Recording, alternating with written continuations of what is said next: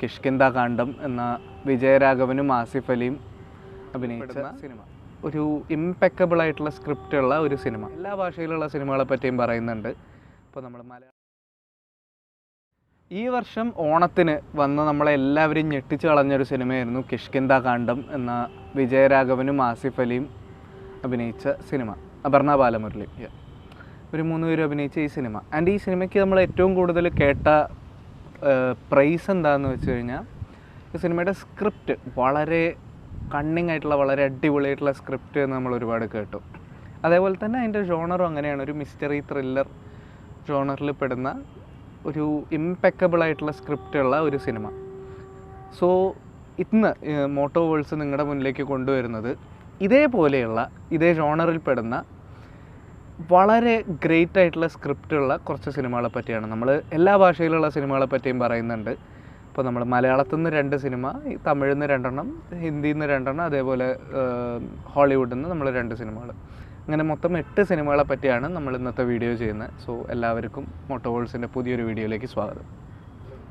So ആദ്യം നമുക്ക് മലയാളത്തിലേക്ക് തന്നെ അടക്കാം. മലയാളത്തിൽ 2 വളരെയധികം നല്ലൊരു സ്ക്രിപ്റ്റുള്ള മിസ്റ്ററി ത്രില്ലർ അല്ലെങ്കിൽ ഒരു ത്രില്ലർ ജോണറിൽ പെടുന്ന സിനിമകൾ. അപ്പോൾ അതിൽ അങ്ങനെ ഒരു സിനിമയിൽ എനിക്ക് ആദ്യം പറയാനുള്ളത് മമ്മൂക്ക അഭിനയിച്ച വേണു AC സംവിധാനം ചെയ്ത മുന്നറിയിപ്പ് എന്നുള്ള സിനിമയാണ്. സോ മുന്നറിയിപ്പ് എന്നുള്ള സിനിമ രാഘവൻ എന്നുള്ള ഒരു ജയിൽ പുള്ളിയെ പറ്റിയിട്ടാണ് ഈ സിനിമ ഡീൽ ചെയ്യുന്നത്. രാഘവൻ എന്ന ജയിൽ പുള്ളി അയാളെ പുറത്തിറക്കാനുള്ള ശ്രമങ്ങൾ നടത്തുന്ന ഒരു ഇൻ്റർവ്യൂ നടത്തുന്ന ഒരു സ്ത്രീയും, ഇവർ തമ്മിലുള്ള ഒരു ബന്ധത്തിൻ്റെയും അല്ലെങ്കിൽ ഒരു ഫ്രണ്ട്ഷിപ്പിൻ്റെയും കഥയാണ് മുന്നറിയിപ്പ് എന്ന് ഞാൻ നിങ്ങൾക്ക് ഇപ്പോൾ പറയുന്നുണ്ടെങ്കിലും മുന്നറിയിപ്പ് കണ്ടവർക്ക് അറിയാം അതിനകത്ത് വേറെ ഒരുപാട് ലെയറുകളുണ്ടെന്നും വേറെ പല കാര്യങ്ങളും ആ സിനിമയ്ക്കകത്ത് സംഭവിക്കുന്നുണ്ടെന്നും. സോ ഞാൻ ഒരുപാട് സ്പോയിലർ തരാതെ ഒരു വീഡിയോ ചെയ്യാനാണ് ഉദ്ദേശിക്കുന്നത്. സോ അതുകൊണ്ട് എല്ലാവരും പരമാവധി മുന്നറിയിപ്പ് പോയി കാണുക. കാരണം അത് നിങ്ങളുടെ ടൈം എന്തായാലും വേസ്റ്റ് ആവില്ല. വളരെയധികം നിങ്ങൾക്ക് ട്വിസ്റ്റുകളൊക്കെ ഇഷ്ടപ്പെടുന്ന ആൾക്കാരാണ്, അല്ലെങ്കിൽ ഭയങ്കര കുറച്ച് ഗ്രിറ്റി ആയിട്ടുള്ള ക്ലൈമാക്സുകളൊക്കെ ഇഷ്ടപ്പെടുന്ന ആൾക്കാരാണെന്നുണ്ടെങ്കിൽ ഉറപ്പായിട്ടും മുന്നറിയിപ്പ് നിങ്ങൾക്ക് ഇഷ്ടപ്പെടുന്ന ഒരു സിനിമയായിരിക്കും. സോ അടുത്ത സിനിമ നമ്മുടെ ലിസ്റ്റിലുള്ളത് എന്ന് പറഞ്ഞാൽ ഖാലിദ് റഹ്മാൻ സംവിധാനം ചെയ്ത് ഷൈൻ ടോം ചാക്കോയും രജിഷ വിജയനും അഭിനയിച്ച ലവ് എന്ന് പറയുന്ന സിനിമയാണ്.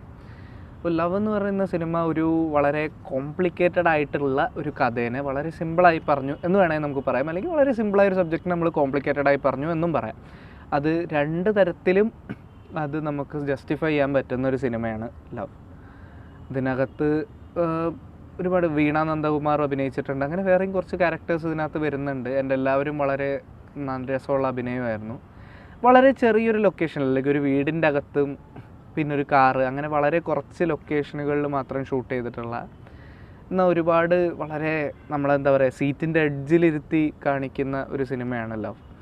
ഈവൻ അതിൻ്റെ എൻഡിങ് ആയാലും നമുക്ക് വളരെയധികം എന്താ പറയുക പെട്ടെന്ന് നമ്മൾ ഒട്ടും പ്രതീക്ഷിക്കാത്തൊരു രീതിയിൽ അവസാനിക്കുന്ന ഒരു സിനിമയായിരുന്നു. സോ എല്ലാവരും ഡെഫിനറ്റ്ലി ചെക്കൗട്ട് ചെയ്യുക. അടുത്തതായിട്ട് നമ്മൾ പറയുന്നത് തമിഴ് സിനിമയെ പറ്റിയിട്ടാണ്. അപ്പോൾ തമിഴ് സിനിമയ്ക്കകത്ത് എനിക്ക് വളരെ ഇഷ്ടപ്പെട്ടിട്ടുള്ള ഒരു സിനിമയായിരുന്നു ധ്രുവങ്ങൾ 16 എന്ന് പറയുന്ന റഹ്മാൻ അഭിനയിച്ചിട്ടുള്ള സിനിമ. ധ്രുവങ്ങൾ 16 എന്ന് പറഞ്ഞു കഴിഞ്ഞാൽ ഒരു പോലീസ് ഇൻവെസ്റ്റിഗേഷനാണ് ഈ സിനിമയുടെ ഒരു കോറിൽ നിൽക്കുന്നത്. ആൻഡ് ആ ഒരു ഇൻവെസ്റ്റിഗേഷൻ, ഈ ദീപക് എന്ന പേരുള്ള ഒരു പോലീസ് ഓഫീസർ ഒരു കേസ് അന്വേഷിക്കുന്നതും ആ കേസ് അന്വേഷണവുമായി ബന്ധപ്പെട്ടിട്ട് ഇദ്ദേഹത്തിനുണ്ടാകുന്ന എക്സ്പീരിയൻസുകളുമാണ് ഈ സിനിമ. പക്ഷേ ഇതിനകത്ത് എന്ന് പറഞ്ഞാൽ ഈ പറഞ്ഞ പോലെ വളരെ ഗംഭീരമായ ട്വിസ്റ്റുകളും പല ഡിഫറെൻ്റ് ആയിട്ടുള്ള നെറേറ്റീവുകളൊക്കെ ഈ സിനിമയ്ക്കകത്ത് വരുന്നുണ്ട്. സോ എല്ലാവരും ഈ സിനിമ നിർബന്ധമായും പോയി കാണുക. സോ അടുത്തതായിട്ട് നമ്മുടെ ലിസ്റ്റിലുള്ള സിനിമ എന്ന് പറയുന്നത് കാർത്തിക് സുബ്രാജ് സംവിധാനം ചെയ്ത പിസ്സ എന്ന സിനിമയാണ്. ഒരു ഹൊറർ ജോണറിൽ വരുന്ന പടമാണ്. വിജയ് സേതുപതിയും മഡോണ സെബാസ്റ്റ്യനുമാണ് ഈ സിനിമയ്ക്കകത്ത് പ്രധാനപ്പെട്ട റോളുകൾ ചെയ്യുന്നത്. ഒരു കപ്പിളും ആ കപ്പിളിൻ്റെ ഇടയിൽ വരുന്ന ഒരു ഹൊറർ ആയിട്ടുള്ളൊരു ഇൻസിഡൻറ്റുമാണ് ഈ സിനിമയുടെ ഒരു ഇതിവൃത്തം എന്ന് പറയുന്നത്. അപ്പോൾ എല്ലാവരും ഡെഫിനറ്റ്ലി ഈ പടം പോയി കാണാൻ. ഒരുവിധ ആൾക്കാർ കണ്ടിട്ടുണ്ടാവും ഈ പറയുന്ന സിനിമകളൊക്കെ ആക്ച്വലി. കാരണം നമ്മുടെ കോവിഡ് ലോക്ക്ഡൗണൊക്കെ വന്നിരുന്ന സമയത്ത് എല്ലാവരും എല്ലാ പടങ്ങളും നമ്മൾ തപ്പിപ്പിടിച്ചിരുന്ന് കണ്ട സമയത്ത് ഈ പടങ്ങളൊക്കെ കണ്ടിട്ടുണ്ടാവും. ഇനി ഇൻ കേസ് ആരെങ്കിലും കാണാത്തതുണ്ടെങ്കിൽ നിങ്ങൾക്ക് കാണാനുള്ളൊരു പ്രചോദനമായിരിക്കട്ടെ ഈ വീഡിയോ. അല്ല ഇതൊന്നും അല്ലാത്തതുണ്ടെങ്കിൽ നിങ്ങൾ എന്തായാലും ഉറപ്പായിട്ടും കമൻറ്റ് ബോക്സിൽ പറയുകയും ചെയ്യുക. സോ ഇതാണ് പിസ്സയാണ് നമ്മുടെ 4ാമത്തെ സിനിമ ഈ ലിസ്റ്റിനകത്ത്. നമ്മൾ ബോളിവുഡിൻ്റെ കാര്യം എടുക്കുകയാണെങ്കിൽ ഹിന്ദി സിനിമകളിലേക്ക് പോകുമ്പോൾ നമ്മുടെ കയ്യിൽ അനുരാഗ് കശ്യപ് സംവിധാനം ചെയ്ത് ജോൺ അബ്രഹാം നായകനായിട്ടുള്ള ഒരു നോ സ്മോക്കിംഗ് എന്ന് പറഞ്ഞൊരു സിനിമയുണ്ട്. അത്ര മെയിൻ സ്ട്രീമിലൊന്നും വന്നൊരു പടമല്ല, പക്ഷേ വളരെ ഇൻട്രസ്റ്റിംഗ് ആയിട്ടുള്ളൊരു കൺസെപ്റ്റാണ്. വളരെ ചെയിൻ സ്മോക്കറായിട്ടുള്ള, എപ്പോഴും സിഗരറ്റ് വലിച്ചുകൊണ്ടിരിക്കുന്ന ഒരാൾ അയാളുടെ സിഗരറ്റ് വലി നിർത്താൻ ശ്രമിക്കുന്നതാണ് ഈ സിനിമയുടെ ഒരു ബേസിക് പ്ലോട്ട്. പക്ഷേ ഈ സ്മോക്കിംഗ് നിർത്താൻ ശ്രമിക്കുന്ന ഇയാളെ ഫേസ് ചെയ്യുന്ന ഒരുപാട് കോൺസിക്വൻസുകളും അയാളുടെ ജീവിതം തന്നെ ആകെ മാറിപ്പോകുന്നതായിട്ടുള്ള കുറേ കാര്യങ്ങളാണ് ഈ നോ സ്മോക്കിംഗ് എന്ന സിനിമയിൽ വരുന്നത്. സോ എല്ലാവരും ഡെഫിനറ്റ്ലി ചെക്കൗട്ട് ചെയ്യാം. പിന്നെ അടുത്ത നമ്മുടെ ബോളിവുഡിൽ നമ്മൾ അടുത്തൊരു സിനിമ പറയാനുള്ളത് 2012 റിലീസ് ചെയ്ത തലാഷ് എന്ന് പറയുന്ന സിനിമയാണ്. റീമ കക്തി എന്ന് പറഞ്ഞിട്ടുള്ളൊരു വുമണാണ് സംവിധാനം ചെയ്തിട്ടുള്ളത്. ഫർഹാൻ അക്തർ എഴുതിയ സിനിമയാണ്. ആമിർ ഖാനാണ് ഇതിലെ നായകനായി വരുന്നത്. ആമിർ ഖാൻ, റാണി മുഖർജി, അതേപോലെ കരീന കപൂർ, അങ്ങനെ ഒരു വലിയ താരനിര തന്നെ ഈ സിനിമയ്ക്കകത്ത് ഉണ്ടായിരുന്നു. ഫിനാൻഷ്യലി ഐ തിങ്ക് ഒരു ആവറേജ് അല്ലെങ്കിൽ ഫ്ലോപ്പ് എന്നുള്ളൊരു കാറ്റഗറിയിൽ പെടുന്ന ഒരു പടമായിരുന്നു അത്.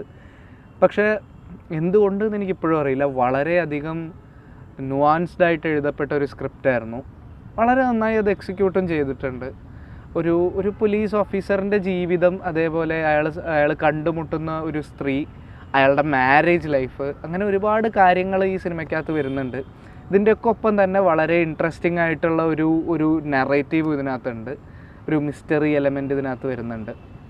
അതിനകത്ത് വരുന്ന ഈ ട്വിസ്റ്റുകളാണെങ്കിലും അതിൻ്റെ ക്ലൈമാക്സ് ആണെങ്കിലും ഒക്കെ വളരെ എന്താ പറയുക, നമ്മളൊരു ശരിക്കും സീറ്റിൻ്റെ എഡ്ജിലിരുത്തുക എന്ന് പറയുന്ന പോലെ തന്നെയുള്ളൊരു സിനിമയായിരുന്നു തലാഷ്. അപ്പോൾ കാണാത്തവരെല്ലാവരും എന്തായാലും പോയി കാണുക. ആമിർ ഖാൻ്റെ ഒരു വളരെ നല്ല പെർഫോമൻസാണ് ഈ സിനിമയ്ക്കകത്ത് നിങ്ങൾക്ക് കാണാൻ പറ്റുക.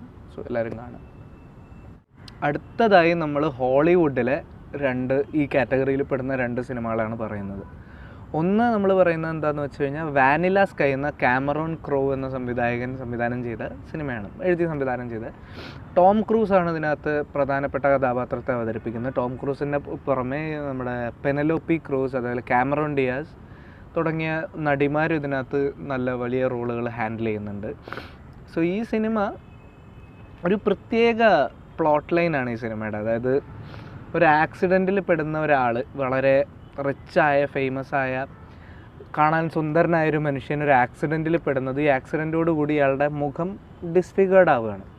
അതായത് ഇയാളുടെ മുഖത്ത് ഇത്ര വലിയൊരു പാടൊക്കെ വന്ന്, ആൻഡ് ഇതിന് ശേഷം അയാളൊരു പ്ലാസ്റ്റിക് സർജറി പോലൊരു പരിപാടി, ഇത് വേണ്ടി ഇയാളുടെ മുഖം പഴയ പോലെ ആവുന്നു.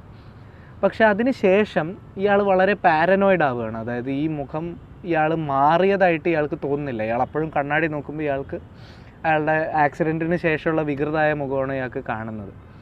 അത്തരത്തിലുള്ള ഒരു പ്ലോട്ടിനാണ് ഈ പടം ഹാൻഡിൽ ചെയ്യുന്നത്. പക്ഷേ ഇത് ഞാൻ പറഞ്ഞതെന്ന് പറഞ്ഞു കഴിഞ്ഞാൽ it's just the tip of the iceberg എന്നൊക്കെ പറയുന്ന പരിപാടിയാണ്. അതിൻ്റെ അടിയിൽ വളരെ വലിയൊരു ലെയർ ഈ സിനിമയ്ക്കകത്ത് കിടപ്പുണ്ട്. സോ എല്ലാവരും ഡെഫിനറ്റ്ലി ഈ സിനിമ പോയി കാണുക.